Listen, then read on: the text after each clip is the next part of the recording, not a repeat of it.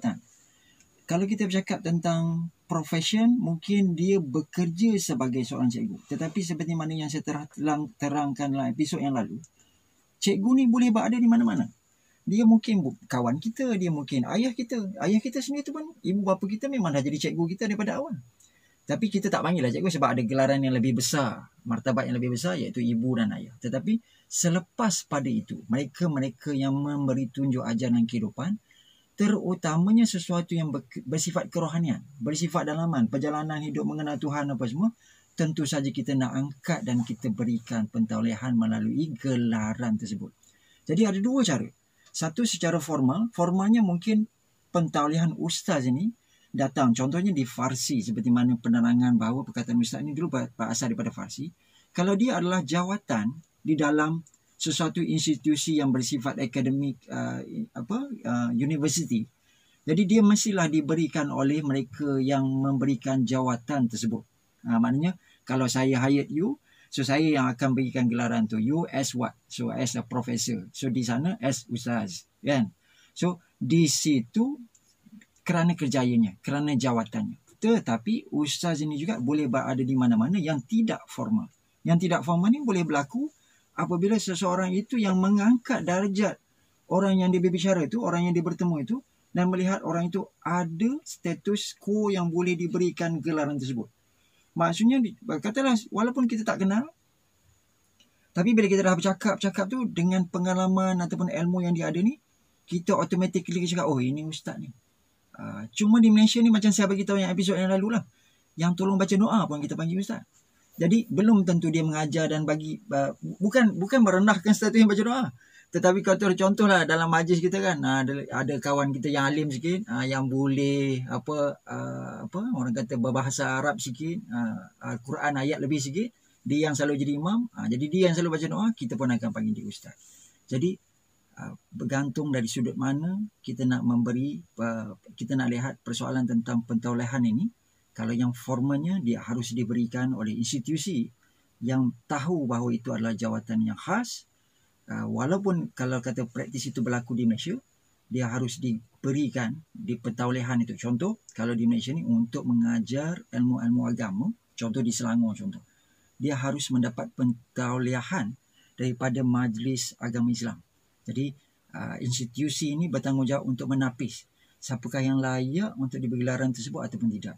Yang kedua, secara tidak formal tadi, dia boleh berlaku dalam kehidupan seharian, di mana-mana yang kita rasa kita bertemu dengan orang yang hebat dan luar biasa, yang karakter itu layak sebagai mereka yang selepas ibu dan ayah, yang kita nak katakan orang yang hebat ni tadi, guru. Dan guru ini dalam agama membimbing kepada kerohanian, kejiwaan, dan orang itu kita panggil dengan jorokan nama ustaz. Cuma saya kurang setujulah kalau kita terlalu cepat memanggil semua orang dengan gelaran ini, termasuk yang jual buku-buku agama di tepi jalan. Bukan tak boleh, tapi mungkin kita mulakan dulu dengan berbahasakan mereka itu sebagai saudara, sebagai tuan.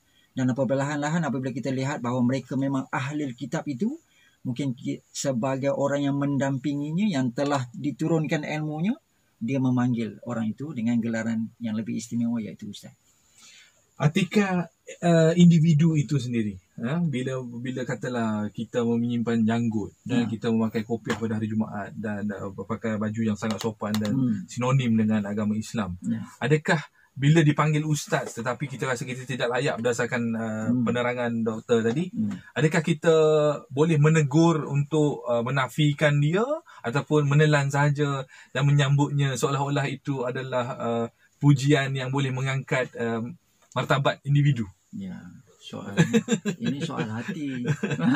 Ini soal hati, soal jiwa kan. Okay. Ini bergantung kepada individu tersebut. Sebab itu kalau sebaiknya macam saya sendiri, saya bila contoh untuk saya, bila Cik Wan panggil doktor tu saya rasa macam berat sebenarnya. Okay. Kan, saya lebih selesa bila dia panggil nama sendiri saya. Sama juga macam ustaz. Ramai ustaz apabila dipanggil dengan ustaz yang betul-betul ustaz lah maksudnya. Apabila dipanggil dengan ustaz, mereka sendiri cakap, saya bukan ustaz, saya baru nak start. Contoh kan? Punchline. Sebab apa? Sebab mungkin merasa amanah dan tanggungjawab itu. Ini soal pemahaman. Kalau kita faham dia adalah satu amanah dan tanggungjawab, sebab gelaran itu besar.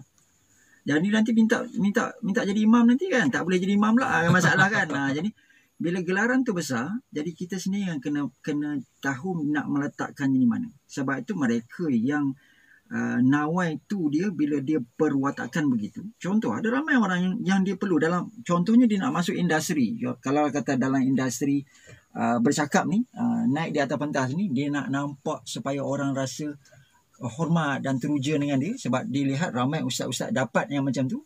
Jadi mungkin dia pun berpakaian begitu, dengan celaknya kan. Saya nak tambahkan feel lebih sikit, pakai cincin lebih besar, kemudian pegang tasbih. Contoh, bukan memperlekehkan, tapi ada orang yang menggunakan style begini untuk mendapat perhatian. Dan apabila gelaran itu diberikan, maksudnya orang panggil dia ustaz-ustaz, dan dia rasa teruja dan dia rasa seronok.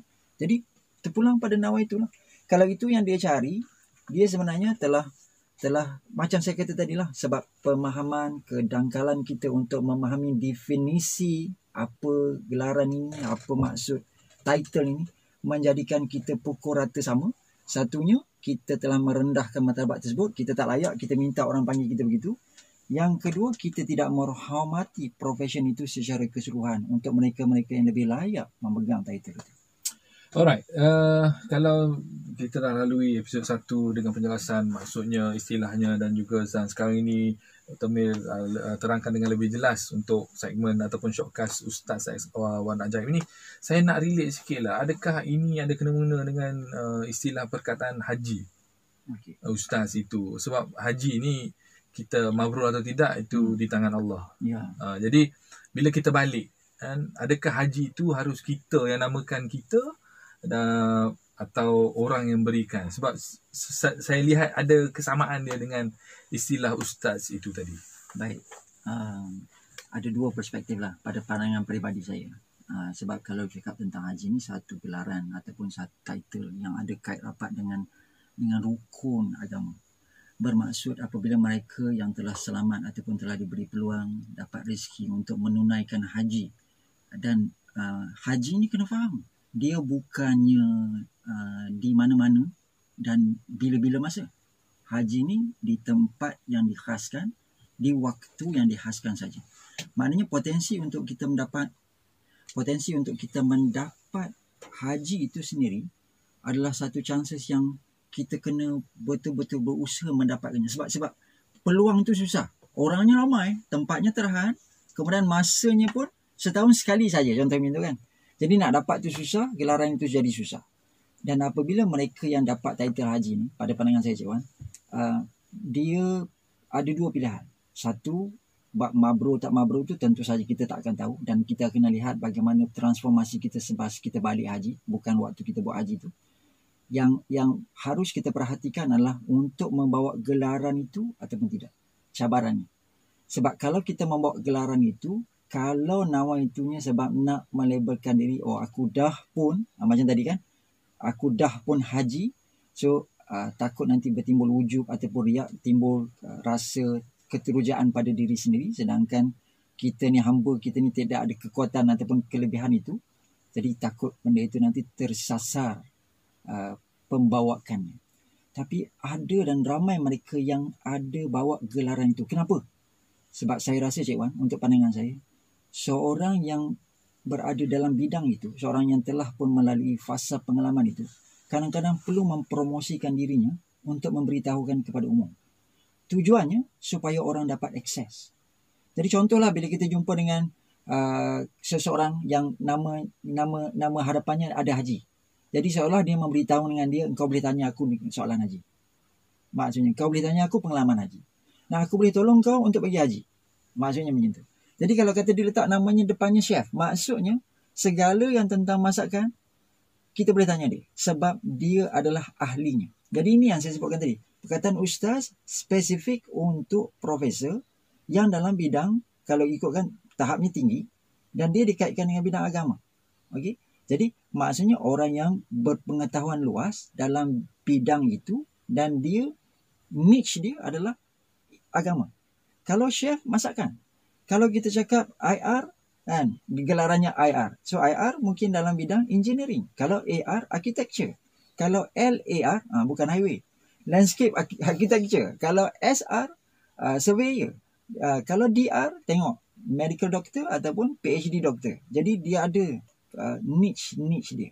Jadi haji ni adalah niche untuk mereka yang telah melalui fasa melengkapkan kelima-lima rukun itu. Jadi gelaran ini dulu-dulu merujuki juga kepada yang ustaz ni tadi. Sebab itu titlenya tinggi dan mulia. Alright, untuk generasi muda sekarang, saya harap Shortcast ini, Ustaz X1 Ajaib ni boleh membantu anda sedikit untuk mengenal pastilah kan istilah-istilah ataupun title-title yang berada di depan seseorang itu, untuk anda meletakkan perasaan hormat ataupun lebih ada adab untuk borak dengan diorang. Dan saya rasa kita akan sambung lagi untuk berbicara tentang angle anak murid pula lah. Kita nak cakap tentang guru, cikgu, dan saya rasa Profesor ataupun Dr. Mir kejap lagi akan kongsikan untuk episod yang seterusnya. Dan sekian saja untuk episod 2 Ustaz X1 Ajaib. Teruskan mendengar ataupun melayari stream semua yang ada di Shortcast SYOK. Assalamualaikum warahmatullahi wabarakatuh.